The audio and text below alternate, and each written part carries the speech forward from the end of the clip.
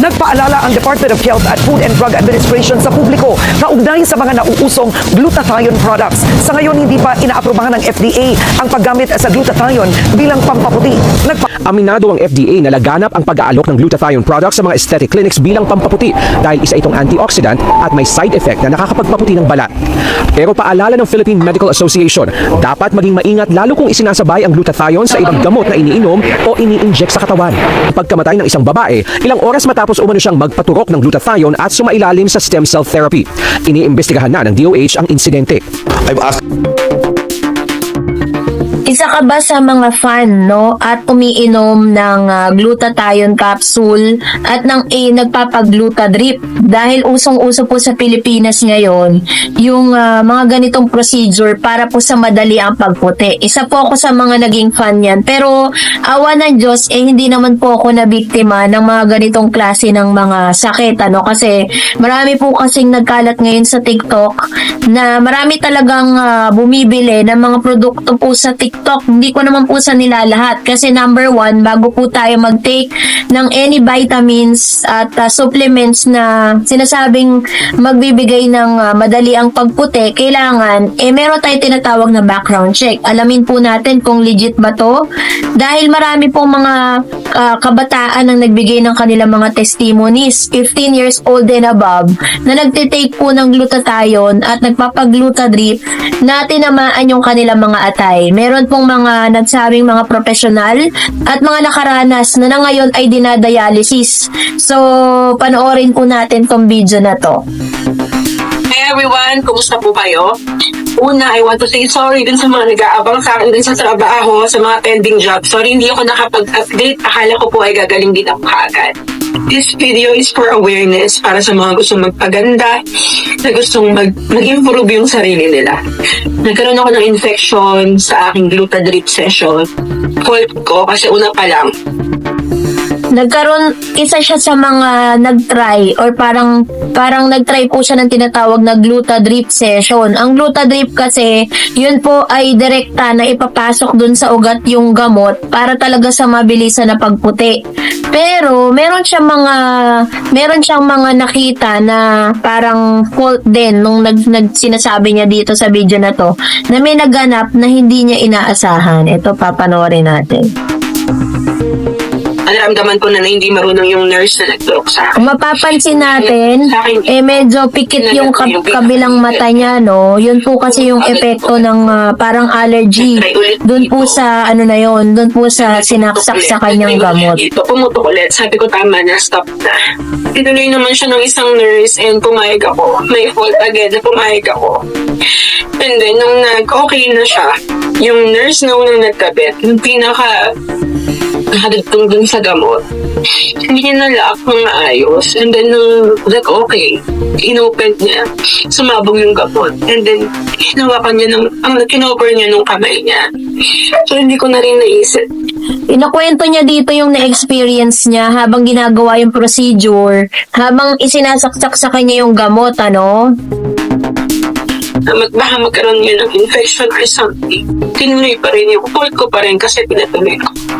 Saturday last week, sobrang sakit na ng ulo ko. Nagising ako ng 1:30 ng madaling araw. Sobrang sakit niya. Hindi ko na siya mapigilan. Kasi na ako sa sidecar. Suwa ko ng suka.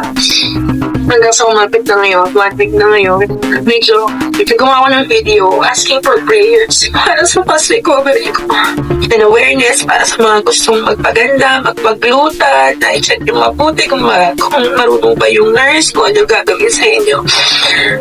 Para hindi po nangyari sa inyo. Ngayon, na-open na, hindi ako mabulag. May improvement naman since kagabi. Ngayon lang hindi ako makapag-reply sa mga nag-message sa akin, nag-message ko kasi sobrang in-pain po. So, yung nirereklamo niya dito, yung ginawang procedure sa kanya ay hindi naging maayos. Pero may mas worse pa kasi.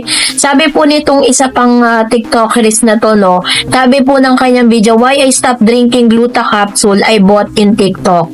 Ito, panoorin natin. Ika na akong magkasakit sa bato. Why I stopped drinking glutathione capsules and collagen capsules na nabibili ko dito sa TikTok. Ito naman, sabi niya, muntikan na siyang magkaroon ng sakit sa bato dahil po dito sa pag-inom ng mga glutathione capsule at mga collagen na nabibili dito or available sa TikTok shop. Noorin mo to while getting ready with me. So, wala akong intensyon na manira na kahit anong brands dyan because I'm an avid user before ng mga brands dito sa TikTok. Actually, napakarami ko ng brands na nagamit ng mga glutathione capsules, collagen capsules, pero tumigil na talaga. Hindi ako hater or kung ano man dyan nga naninira ng mga brands.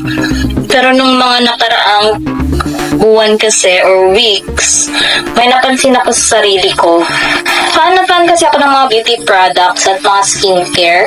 Kaya, trinay ko naman yung mga products na sikat dito sa TikTok.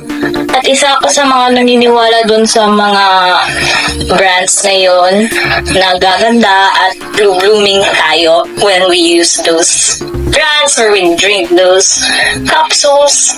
Shinare ko ito kasi isa ako sa mga taong yung hindi masyadong natatakot para sa health nila. Ganon. Isa ako sa mga taong ganon, yung kulang ng gaganda tayo with these products. Isa ako dun sa nasasabing hindi naman siguro totoong makakasira ito ng katawan or bato. Kasi marami namang gumagamit, maraming reviews, maraming Fast buyers. forward na natin ng onte. Ayan. Blooming ako within those weeks. or Okay. days. Gumanda daw siya, blooming. Tapos sinunod ko rin yung pwede kahit ilang capsules yung inumin mo per day. Kasi sabi na safe daw. True yan. May mga nagsasabi kasi, may mga TikTokers or mga shop doon na nagsasabing the more na mas marami kang iniinom na glutathione capsule in a day, mas mabilis yung effectivity. Pero may danger po pala talaga yan. Panoorin pa natin to. Pero hindi pala tama yun. Pero napansin ko sa sarili ko, ang weird kasi mayroong mga araw talaga, like straight whole week, ang kate-kate ng buong katawan ko. Wala naman akong sakit or kung ano, malinis naman yung bedsheet ko, yung bahay ko, yung mga damit ko. Naliligo naman ako araw-araw, pero ang kate ng skin ko out of nowhere, like dito, sa paan, everything. Wala rin naman akong bagong sabon at lotion na ginagamit, so bakit ang kate ng skin ko? At may dumaan yung mga 3 doktor ata yun na nagsasabi ko ano nga ba yung epekto ng mga gluta capsules, ganun. At na-mention nila doon yung pagkakaroon ng itchy skin if you're going into kidney failure. Oh my Kaya God. yun, natakot ako at tinigil ko pag inom yung mga capsules na yan. So, sinabi ni ate dun sa video niya, isa sa mga testimonies niya, na while tinitake niya yung tinatawag na glutathione capsule, nakaramdam siya na parang sobrang kati ng katawan niya.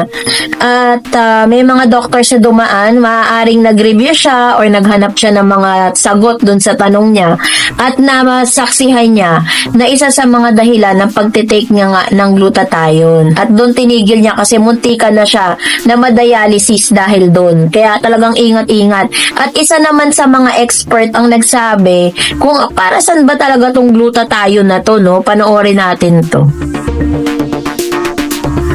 Ikaw ba ay fan ng skin whitening? Yan. Anong skin whitening ang ginagamit mo? Fan ka ba ng glutathione? Kapatid, kung ikaw ay gumagamit ng glutathione ngayon, pakinggan mo to. Alam ko marami pang hindi nakakaalam na ito. Okay? Ayan kapatid. FDA Advisory Number 2019182. Unsafe use of glutathione as skin lightening agent. Brad, may advisory sila, Brad. Hala! 10 beses na pala akong nagturog niyan. Ngayon makapag-isip-isip ka. Ganito yan. Marami kasi ngayon sa Pilipinas ang nag-o-offer na mga health facilities, beauty salons, wellness spa, beauty clinics, mga ganyan, ng beauty enhancement.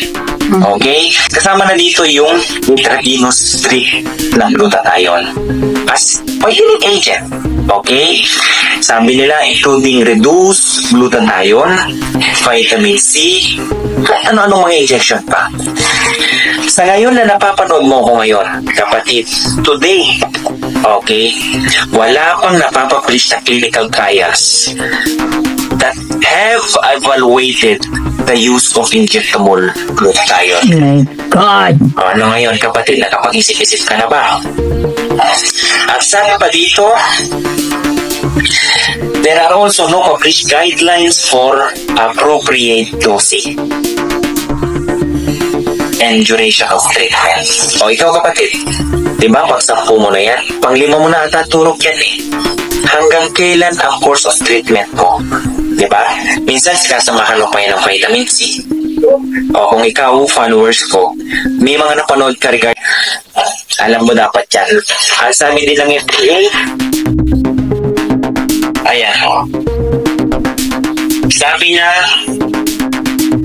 injectable glutathione is sometimes burned with intravenous vitamin C. Teka lang. Vitamin C inject.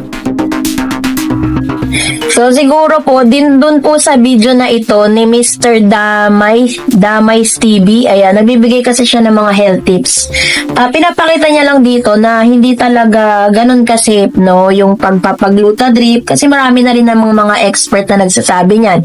Kasi minsan kasi dun sa TikTok shop, di naman sa sinisiraan natin sila, 'di ba? May mga chances kasi ng mga seller na pag nagfa-affiliate, hindi muna pinag-aaralan kung safe ba yung kanilang binibenta. No, basta makabenta lang, okay na, 'di ba? So yung mga tao naman, may mga seller na ang galing-galing po nilang gumawa ng mga videos, 'di ba? Dapat bilang online seller din is talagang chine-check nyo kung ito ba'y makakabuti sa kalusugan ng mga tao. At the same time is pag tinanong kung FDA approved ba yung kanilang binibenta, dapat ganun po eh. Kaya pinaka-safe na pwedeng bilhan ng mga beauty products is talagang sa mga drugstore na na yung mga legit, no, kasi may mga hindi rin legit na drugstore na benta lang ng benta ng wala man lang prescriptions. So ito po isang malaking paalala kasi marami pa po sa TikTok, no, na talagang nagbibigay sila ng info na sila ngayon ay nagpapadialysis dahil po sa pag-inom ng glutathione. So yun po yung pinaka-danger dan. Lalo na po kasi very open kasi at napaka easy to access kasi kahit ilang taon nagtitake na dahil gusto nga nilang magkaroon ng isang fairer skin. Naiintindihan naman natin ng mga Pinoy dahil sadyang ang kultura natin dito sa Pilipinas bilang isang Pinoy, gusto natin maputi tayo kasi pag maputi sabihin nila maganda, 'di ba? Pero ang pinaka best dyan is wala naman po talagang masama kung gusto talaga natin na kuminis, gumanda, pero kailangan lang mag-iingat tayo na kung ano yung mga tinitake nating gamot. So kung may kakilala ka na nagtitake pa rin ito hanggang ngayon at hindi man lang chine-check mabuti, no? So ipasa mo na tong video na to para mas maintindihan niya.